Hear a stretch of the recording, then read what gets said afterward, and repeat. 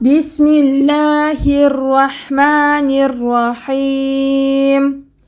اقرأ باسم ربك الذي خلق. خلق الإنسان من علق.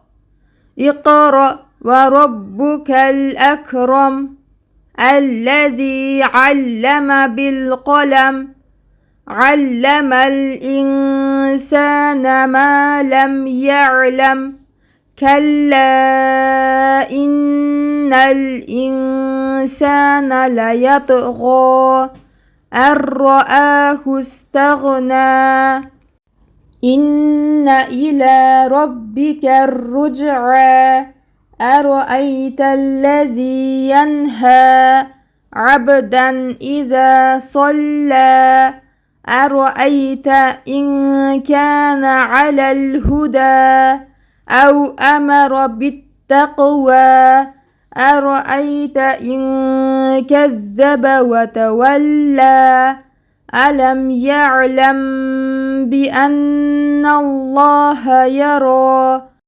كلا لئن لم ينته لنسفعا بالناصية ناصية كاذبة خاطئة فليدع ناديه سندع الزبانية كلا لا تطعه واسجد واقترب